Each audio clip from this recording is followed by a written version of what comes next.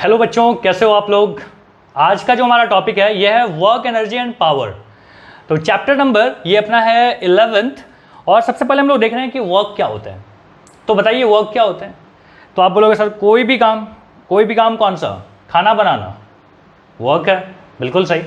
पढ़ाई करना again work है। कोई चीज़ आप क्या कर रहे हो, उठा के यहाँ से वहाँ ले जा रहे हो वर्क है, ठीक है। या आप बैठ के हम पिक्चर देख रहे हैं, ये भी वर्क है। तो क्या फिजिक्स में भी ये चीज़ वर्क कहलाती है? तो मैं आपको बता दूं कि फिजिक्स में ऐसा कोई भी चीज़, जैसे आप बैठ के क्या कर रहे हो, बैठ के आप पढ़ाई कर रहे हो, तो ये वर्क नहीं है। मतलब मोशन से रिलेटेड अगर कोई काम हुआ है, फोर्स लगाए हो, कोई बॉडी मूव हुई है, तो ही हम उसको वर्क बोलते हैं। तो फिजिक्स में हम वर्क को कैसे डिफाइन करेंगे? हम बोलेंगे कि work is said to be done if, देखो यहाँ पे लिख रखा है हमने कि work is said to be done if a force make a displacement of a body in the direction of force. Force के ही डायरेक्शन में अगर मूवमेंट हो रहा है, देखो कभी कभी ये नहीं भी होता है, तो उस केस में नेगेटिव वर्क डन होते हैं, वो बाद में देखेंगे हम लोग। तो फिलहाल हमारे पास क्या है कि अगर एक बॉडी पे फोर्स लग रहा है और वो डिस्प्लेस हो रहा है बॉडी, जैसे हमने यहाँ पे देखो फोर्स लगाया है, ये बॉडी डिस्प्लेस होकर यहाँ तक पहुंच गई है। कितना डिस्प्लेसमेंट हुआ? एस डिस्प्लेसमेंट हुआ है। तो ऐसे सिचुएशन में वर्क डन क्या होता है? Work done is equal to होता है फोर्स इंटू डिस्प्लेसमेंट। और फोर्स कैसा होना चाहिए? फोर्स यहाँ पे कांस्टेंट होनी चाहिए, ठीक है। आगे चल के ना क्लास 11th में वहां पे आप वेरिएबल फोर्स भी पढ़ते हो, तो मैं आपको यहीं पे याद दिला देता हूं कि देखो वर्क डन में ये जो हम लोग लिख रहे हैं कि फोर्स इंटू डिस्प्लेसमेंट, ये होता है फोर्स कांस्टेंट फोर्स। आपके 9th क्लास के सिलेबस में यहाँ पे हमेशा कांस्टेंट फोर्स ही रहेगा। और अगर मान लो कभी आपसे कॉन्सेप्चुअल क्वेश्चन कोई पूछ लिया कि work done is equal to force into displacement, क्या ये बात हमेशा सही है? जवाब है नहीं, हमेशा नहीं सही है। कब सही है? जब ये कांस्टेंट फोर्स है। बोलो क्लियर है? ये चीज समझ में आ गया? ओके। तो work done is equal to क्या हो गया? फोर्स इंटू डिस्प्लेसमेंट, जिसमें फोर्स क्या होनी चाहिए? कांस्टेंट होनी चाहिए। और वर्क डन का जो यूनिट है वो है जूल, ठीक है। बचपन में ना मैं इसको जूल ही पढ़ा करता था, जूल है ये, ठीक है। आप मत करना जूली वगैरह पढ़ना। हो गया? डन, लिख के हो गया। चल, तो अगला जो अपना यहां पे देख रहे हैं कि वर्क डन में ही 1 जूल को हम डिफाइन करना चाहते हैं। तो क्या लिख रहा हूं मैं यहां पे, देखो कि डिफाइन 1 जूल। 1 जूल को कैसे डिफाइन करें? सोचो, work done is equal to होता है फोर्स इंटू डिस्प्लेसमेंट। 1 यहां पे आ रहा है, इसका मतलब है फोर्स भी आपने क्या लिया होगा? 1 न्यूटन, और डिस्प्लेसमेंट भी क्या लिया होगा? 1 मीटर। तो कैसे डिफाइन करोगे? हम बोलेंगे 1 joule work is that work if 1 Newton force लिख दो, 1 Newton force displace a body by 1 meter in same direction। किससे सेम डायरेक्शन होना चाहिए? फोर्स से। क्लियर है ये चीज? क्या बोलेंगे? देखो इसी को देख के बोलना है, ये सब आपको रटना नहीं होता है। क्या बोलोगे कि 1 न्यूटन फोर्स अगर एक बॉडी पे लग रहा है और उस बॉडी को डिस्प्लेसमेंट कितना हो गया? 1 मीटर। तो यहां पे जो वर्क डन होगा उसको क्या बोलेंगे? 1 जूल। क्लियर? तो 1 जूल हम लोग को बात समझ में आ गई। चलो जल्दी से इसको भी लिख लो, कभी कभी आपसे पूछते हैं कि डिफाइन 1 जूल, पता होना चाहिए आपको। अब कुछ छोटे मोटे सवाल कर लेते हैं हम लोग, जो कि इसी फॉर्मूला पे बेस्ड होगा कि work done is equal to क्या होता है? तो फोर्स इंटू डिस्प्लेसमेंट। तो सबसे पहला जो होगा वो बड़ा बेसिक सवाल होगा।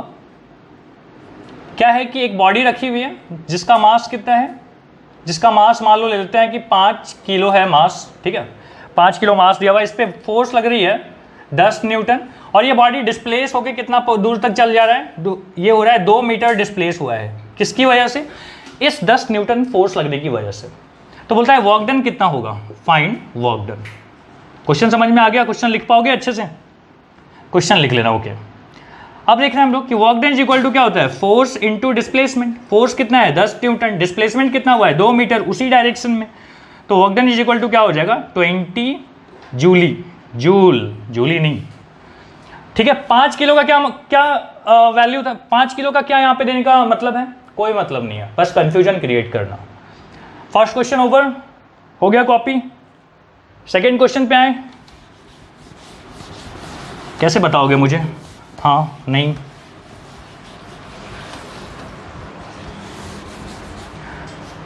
अगला सवाल ये है, क्वेश्चन नंबर 2, कि मैं दे रहा हूं आपको कि एक बॉडी है, गाड़ी ले लेते हैं, ठीक है। गाड़ी है, कैसा गाड़ी बनाया है, ये है गाड़ी, ठीक है, ये रहा इसका पहिया। देखो गाड़ी की स्पीड पहले थी 10 मीटर पर सेकेंड, ठीक है, और कुछ देर के बाद गाड़ी की जो स्पीड है ना वो हो गई है, ये गाड़ी है अपना, गाड़ी की स्पीड हो गई है 15 मीटर पर सेकेंड, ठीक है, कुछ देर के बाद हो गई होगी। अच्छा, गाड़ी का जो मास है वो है 1200 किलो और इसका एक्सेलरेशन है, ठीक है, इसका एक्सेलरेशन दे देता हूं मैं 2 मीटर पर सेकेंड स्क्वायर। समझ रहे हो, गाड़ी दिया हुआ है, गाड़ी का मास कितना है 1200 किलो, पहले उसकी वेलोसिटी कितनी थी 10 मीटर पर सेकेंड, बाद में उसकी वेलोसिटी कितनी हो गई 15 मीटर पर सेकेंड। तो बोलता है हम लोग को कि find the work done by the engine of the car. Car का जो इंजन है वो बताओ कितना काम कर रहा है, पहले तो है क्या काम कर रहा है, स्पीड बढ़ा रहा है, तो बोलता है कितना काम कर रहा है। तो देखो आपको तो पता है कि work done is equal to तो फोर्स इनटू डिस्प्लेसमेंट होता है, तो ना तो आपको फोर्स दिया ना तो आपको डिस्प्लेसमेंट दिया, कैसे निकालें यहाँ पे, मुझे बताओ क्या force is equal to mass into acceleration होता है, सही बात है। अब कौन बचा एस, मुझे बताओ क्या यहाँ से एस निकाला जा सकता है, पढ़ा है ना मोशन चैप्टर, मोशन में क्या पढ़ा है कि इस तरीके का फॉर्मूला, तो इसमें अगर आप फाइनल वेलोसिटी पुट कर दो कितना 15 का स्क्वायर, यहाँ पे है 10 का स्क्वायर, यहाँ पे 2, यहाँ पे है भी 2, ए की वैल्यू 2, क्या यहाँ से आप एस निकाल सकते हो, बिल्कुल निकाल सकते हैं। कितना हो गया 25, 5 नीचे 4, ये हो गया एस की वैल्यू। सो एस की वैल्यू हम यहाँ पे पुट कर सकते हैं, कितना है 25 इंटू 5/4। मास कितना है, मास है 1200, एक्सेलरेशन कितना 2, यहाँ पे है 25 और 5 और यहाँ पे 4, कितना आ गया इतना। सो अब तो आप कैलकुलेट कर ही लोगे, कितना आ जाएगा 25 टू जा 50, 5 5 जा 25 लिख देता हूँ, 50 इंटू 300 इंटू 5, यही कर रहा हूँ। तो 5 से जा 15, 15 5 जा 75 और जीरो कितने हैं 1 2 3 0, मतलब क्या आ गया 75,000 जूल काम हुआ है, वर्क डन कितना हुआ है 75,000।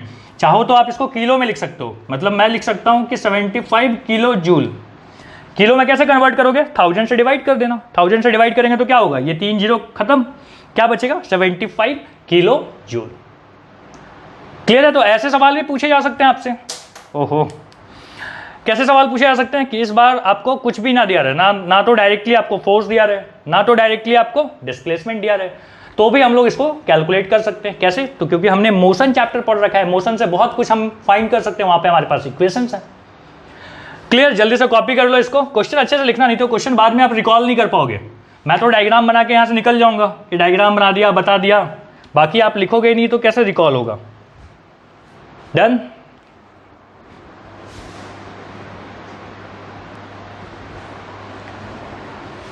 अब देखो हमारे पास सवाल है क्वेश्चन नंबर 3। क्वेश्चन नंबर 3 अपने पास है कि a person lift an object of mass 10 kg। एक इंसान ने क्या किया, एक 10 किलो का मास को क्या किया, लिफ्ट किया, कितना ऊपर तक, तो उसने लिफ्ट किया 0.5 मीटर तक। बोलता है कि बताओ फाइंड द, क्या बोलता है, find the work done by the person, और दूसरे बार में बोलता है कि find the work done by gravity. तो अब देख लेते हैं हम लोग यहाँ पे, मुझे बताओ कि इसको उठाने में, इसको लिफ्ट करने में, धीरे धीरे लिफ्ट करना है, एक्सेलरेशन से नहीं, तेजी से ऐसे नहीं, इसको लिफ्ट करना है धीरे धीरे। यहाँ पे लिख देता हूँ कि while lifting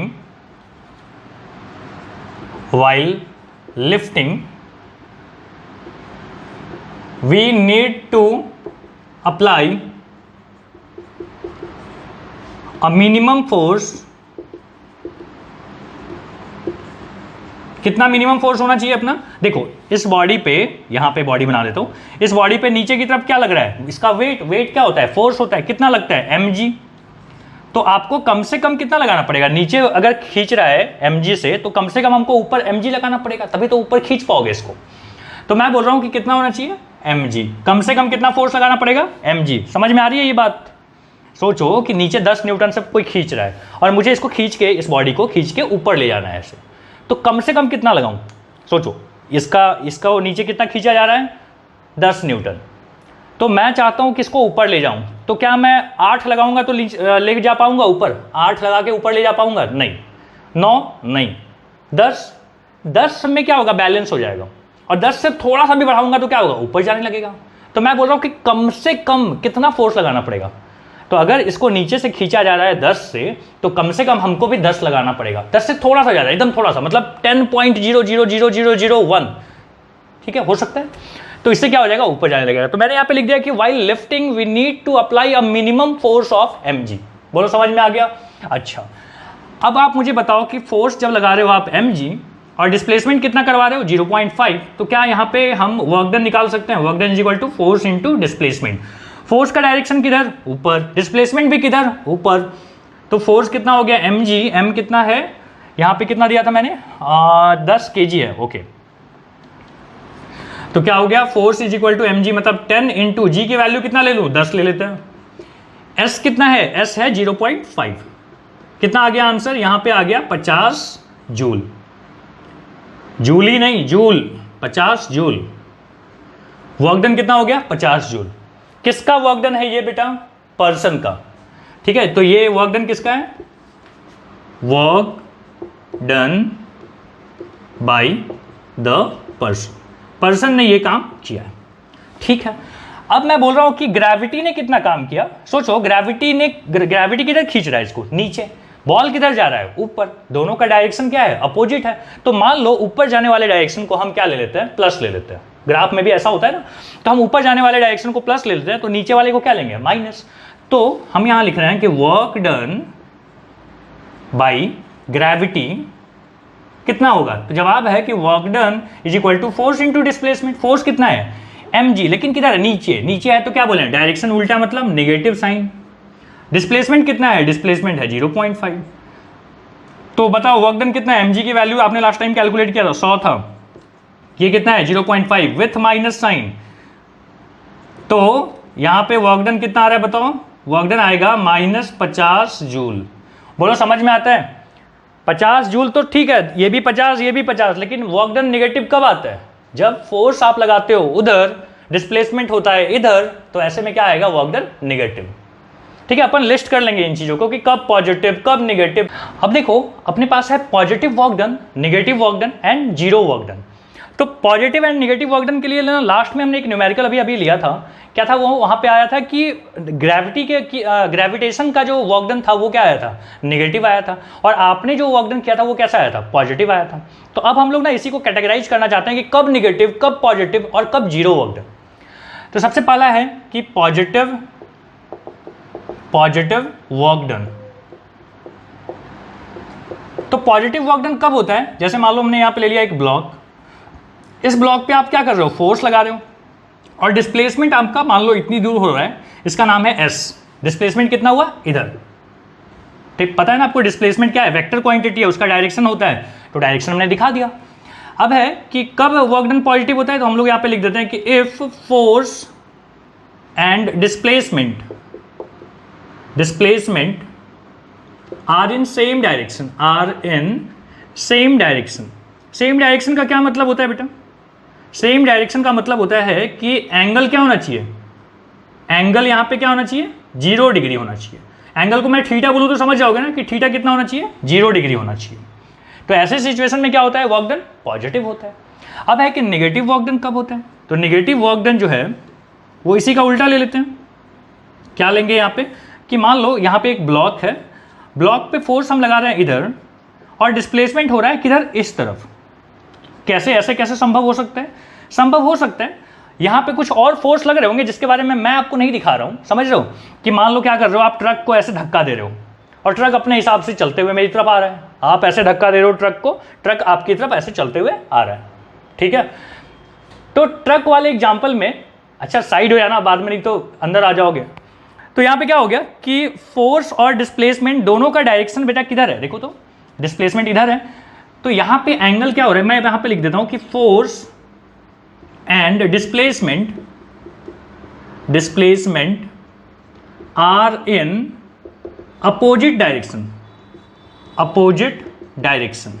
अच्छा, अपोजिट डायरेक्शन का मतलब कितना एंगल होता है, सोचो फोर्स इधर लगा रहे थे, डिस्प्लेसमेंट इधर हो रहा था, ठीक है, तो दोनों के बीच में एंगल कितना बना, 180 डिग्री। तो जब भी आपको बोलता है कि when force and displacement are in opposite direction, that is that is theta is equal to 180 degree, ऐसे सिचुएशन में क्या होता है, वर्क डन आपका क्या आएगा, नेगेटिव आएगा। क्यों आएगा अपन देखते हैं, ठीक है। पहले याद तो रख ले इस बात को कि अपोजिट डायरेक्शन है फोर्स और डिस्प्लेसमेंट का, तो क्या होगा, वहां पे वर्क डन नेगेटिव आएगा। हो गया यहां तक लिख के? चलो वीडियो को रोक के पॉज करके वहां पे लिखो। अब हम लोग देख रहे हैं कि जीरो वर्क डन कब होता है। चलो आओ जीरो वर्क डन देखते हैं। अब बात है कि जीरो वर्क डन, तो पहले तो सिंपल बात है कि वर्क डन का फॉर्मूला होता है फोर्स इनटू डिस्प्लेसमेंट। तो आप क्या बोलोगे कि भाई अगर if force is equal to zero, सोच रहे हो दो चीजों का मल्टीप्लीकेशन कब जीरो आएगा, वर्क डन कब जीरो आएगा, जब दोनों में से एक कोई क्या हो, जीरो हो। तो फोर्स या जीरो हो सकता है और डिस्प्लेसमेंट जीरो हो सकता है, या फिर दोनों जीरो हो जाए, ना फोर्स लगा ना डिस्प्लेसमेंट हुआ, तब भी क्या होगा, वर्क डन जीरो। लेकिन एक और बात है, क्या बात है कि if force is perpendicular to displacement, ये क्या चीज होती है समझो। क्या हो रहा है कि आप ना एक बॉडी लिया आपने टेबल पे रखा, बॉडी मतलब इंसान की नहीं, कोई भी चीज, ठीक है। मान लो बुक ले लिया हमने, बुक पे हम ऐसे फोर्स लगा रहे हैं, लेकिन बुक जो है ना ऐसे डिस्प्लेस हो रही है। ऐसे कैसे हो सकता है, भूत है क्या वहां पे, नहीं, कोई और फोर्स होगा जो हम नहीं यहाँ पे दिखा रहे हैं। मान लो अंदर से कोई खींच के उधर लेके जा रहा है, ठीक है, हम उसकी बात नहीं कर रहे हैं। तो हम बोल रहे हैं कि इस फोर्स का डिस्प्लेसमेंट किधर हुआ है, ये डायरेक्शन में। तो ऐसे सिचुएशन में फोर्स और डिस्प्लेसमेंट क्या है, आपस में 90 डिग्री बना रहे हैं। जब भी ऐसा सिचुएशन आएगा तो वर्क डन क्या आएगा, work done is equal to zero. कब कब वर्क डन जीरो, जब फोर्स जीरो या फिर डिस्प्लेसमेंट जीरो या फिर दोनों जीरो। एक और सिचुएशन है, कौन सा, कि अगर फोर्स और डिस्प्लेसमेंट दोनों के बीच का एंगल जो है वो कितना होना चाहिए, 90 डिग्री। अगर ऐसा है तो भी वर्क डन क्या आएगा, नेगेटिव आए, वर्क डन क्या आएगा, जीरो। सॉरी, नेगेटिव वाली बात हमने पहले कर रखा है, ठीक है, क्लियर यहां तक। अब आपको समझाते हैं कि ऐसा क्यों हुआ। ओके, पहले यहां तक कॉपी कर लो। सो अब बात करनी है अपने को कि वर्क डन ऐसे ऐसे कैसे बिहेव किया, मतलब नेगेटिव कैसे आ गया, जीरो कैसे आ गया, इसके बारे में। तो देखो एक बात समझना कि वर्क डन का जो एक्चुअल फॉर्मूला है ना वो है force into displacement into cos theta, ठीक है। आपने क्या पढ़ा, work done is equal to force into displacement, ये हमेशा सत्य नहीं है। क्या होगा, आपको पूरा फॉर्मूला क्या है, work done is equal to force into displacement into cos theta. अब ये कॉस थीटा क्या चीज है, तो देखो क्लास 10th में ना मैं आपको पढ़ाऊंगा ट्रिग्नोमेट्री, मैथ भी मैं ही पढ़ाने वाला हूं। तो ट्रिग्नोमेट्री जब आप पढ़ोगे ना तो वहां पे साइन थीटा आएंगे, कॉस थीटा आएगा, टैन थीटा आएगा, फिर उसके रेसिप्रोकल वाले आएंगे। तो खैर हम लोग को जो जानना है ना, बस उतनी सी बात करते हैं कि कॉस अगर 0 डिग्री है तो उसकी वैल्यू होती है 1, कॉस 30 डिग्री है तो इसकी वैल्यू होती है √3/2। ये वैल्यू याद रख लेना, ठीक है। अगला है कॉस 45, इसकी वैल्यू होती है 1/√2। अगला है कॉस 60, इसकी वैल्यू होती है 1/2। फिर है कॉस 90, इसकी वैल्यू होती है 0। फिर है कॉस 180 डिग्री, इसकी वैल्यू होती है -1। अगर आपको ये वैल्यूज याद है, देखो फिलहाल तो आपको याद ही रखना पड़ेगा, ट्रिग्नोमेट्री तो आपने पढ़ा नहीं, तो आप दिमाग मत लगाओ वहाँ पे कि सर ये कॉस थीटा क्या होता है। तो कॉस थीटा एक वैल्यू, मतलब ट्रिग्नोमेट्री में एक एंगल लगा दूं तो यहाँ पे एक वैल्यू मिलती है अपने को। फिलहाल तो यही जानना है कि अपने को ये वैल्यू का मतलब क्या है, मतलब क्या हो गया। अच्छा, मतलब ही देखो, कॉस 0 डिग्री आया तो ये वैल्यू याद रखना 1, कॉस 30 आया तो √3/2, 45 आया तो ये वैल्यू आपको ना यहाँ पे सीधा पुट करना, ठीक है। फिलहाल तो यही बताऊंगा मैं आपको कि खाली पुट करना। अब देखते हैं, तो मैं बोल रहा हूँ कि मान लीजिए पहला सिचुएशन कि एक बॉडी है, एक बॉडी पे आपने क्या किया, फोर्स लगाया और डिस्प्लेसमेंट किधर हो रहा है, इधर हो रहा है। तो ऐसे सिचुएशन में थीटा कितना आ रहा है, 0 डिग्री, आपने लास्ट टाइम बात किया था। अब थीटा 0 डिग्री है तो वर्क डन देखो क्या आएगा, force into displacement into cos 0 degree. क्या होता है यहाँ पे F इंटू एस, कॉस 0 क्या होता है, देखो तो कॉस 0 यहाँ पे 1, देख पा रहे हो, यहाँ पे कॉस 0 क्या है, 1। तो वर्क डन का फॉर्मूला क्या आ गया, फोर्स इंटू डिस्प्लेसमेंट। तो समझ में आ रहा है, ये जो फोर्स इंटू डिस्प्लेसमेंट है ये अपना एक्चुअल फॉर्मूला नहीं है, ये एक कंडीशन के साथ है। कौन सा कंडीशन, जब एंगल क्या हो जाए, 0 डिग्री। सेकेंड सिचुएशन लेते हैं कि मान लो यहाँ पे एक ब्लॉक है, ब्लॉक पे हम फोर्स लगा रहे हैं F, लेकिन डिस्प्लेसमेंट क्या है, इधर हो रहा है। बताया था ना मैंने कैसे डिस्प्लेसमेंट ऐसा हो सकता है। मान लो कोई हिडन फोर्स होगा जो इधर से भी धक्का दे रहा होगा, हम उसको नहीं यहाँ पे नहीं दिखाए हैं डायग्राम में। तो क्या हो रहा है ऐसे सिचुएशन में वर्क डन का फॉर्मूला देखते हैं क्या आता है। अच्छा यहाँ पे बताओ एंगल कितना बन रहा है, फोर्स इधर, हाँ डिस्प्लेसमेंट इधर, दोनों के बीच का एंगल कितना 180 डिग्री। तो work done is equal to force into displacement into cos 180 degree. अब बताओ कॉस 180 की वैल्यू कितनी, -1। तो क्या यहाँ पे माइनस फोर्स इंटू डिस्प्लेसमेंट आएगा कि नहीं, देख रहे हो वर्क डन निगेटिव आ गया। यही चीज़ आपने पहले पढ़ा था अभी कि अगर दोनों का डायरेक्शन अपोजिट है तो निगेटिव वर्क डन होता है। क्यों निगेटिव होता है, यहाँ ये रीजन यहाँ पे है, ठीक है। तो ये रीजन समझ में आया। तीसरा भी देख लेते हैं अपन, जल्दी से इसको कॉपी कर लो, यहां देख लेते हैं, ठीक है। तीसरा अपन ले रहे हैं कि ये बॉडी था, इसके ऊपर से आपने फोर्स लगाया और डिस्प्लेसमेंट मान लो इधर हो रहा है। तो ऐसे सिचुएशन में एंगल कितना है, थीटा कितना है, थीटा इज 90 डिग्री। समझ पा रहे हो ना, देखो फोर्स ऐसे, ये ऐसे, तो एंगल कितना हुआ 90 डिग्री। फोर्स ऐसे, डिस्प्लेसमेंट इधर, तो कितना हो गया 90। अगर ये 90 डिग्री है तो वर्क डन का फॉर्मूला देखते हैं क्या आता है, force into displacement into cos 90, और कॉस 90 की वैल्यू देखो ध्यान से कितना है 0। तो क्या फर्क पड़ता है, F इंटू एस लिखूँ, लास्ट में 0 से मल्टीप्लाई कर दूं, आंसर क्या आ जाएगा, वर्क डन क्या आ जाएगा 0 डिग्री। और 0 वर्क डन कितना आ गया 0 डिग्री नहीं।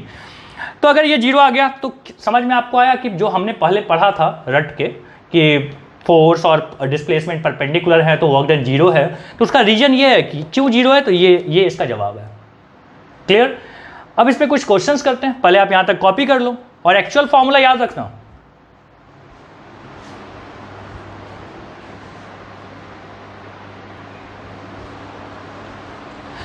अब बारी है क्वेश्चन करने की। तो क्वेश्चन नंबर 1 बड़ा सिंपल सा ले लेते हैं कि यहां पे हमने एक ब्लॉक ले लिया और ब्लॉक पे हम फोर्स लगा रहे हैं 10 न्यूटन का, ठीक है। और ये जो डिस्प्लेसमेंट है ये हो रहा है 2 मीटर का, और दोनों के बीच का एंगल समझ लो, देखो ये डिस्प्लेसमेंट, ये फोर्स का डायरेक्शन, दोनों के बीच का एंगल कितना है। तो हमने यहाँ पे एंगल आपको दे रखा है कि दिस इज 60 डिग्री। क्या आप मुझे बता सकते हो वर्क डन कितना होगा, तो बोलता है फाइंड वर्क डन। तो वर्क डन का फॉर्मूला क्या होता है, वर्क डन का फॉर्मूला फोर्स इंटू डिस्प्लेसमेंट नहीं, force into displacement cos theta. Force कितना है 10 न्यूटन, डिस्प्लेसमेंट कितना है 2, लेकिन थीटा कितना है, कॉस थीटा कितना है कॉस 60। आपको याद आया कॉस 60, पेज पलटा के देखो कॉस 60 की वैल्यू क्या होती है 1/2, 2 कैंसिल, कितना आ गया 10 जूल। देख पा रहे हो, मान लो यहीं पे दे दिया होता है कि यही ब्लॉक, ठीक है, और इस बार फोर्स जो है ना वो ऐसा है 10 न्यूटन, यहाँ पे भी डिस्प्लेसमेंट है मान लो 2 मीटर। तो बोलता है इस केस में ये वाला सिचुएशन में वर्क डन फाइंड करके बताओ। क्वेश्चन नंबर 2 हो गया। तो वर्क डन यहाँ पे क्या आएगा, work done is equal to force into displacement into cos theta. Theta कितना है यहाँ पे बेटा बता दो, कि फोर्स भी उधर ही, डिस्प्लेसमेंट भी उधर ही, सेम डायरेक्शन के बीच में एंगल कितना होता है 0। तो मैं लिख दूँ theta is equal to 0 degree. तो फोर्स कितना है अपना वैल्यू लिख देते हैं 10 इंटू 2, यहाँ पे कॉस 0 डिग्री की वैल्यू होती है 1, कितना आ गया 10 2 20 जूल।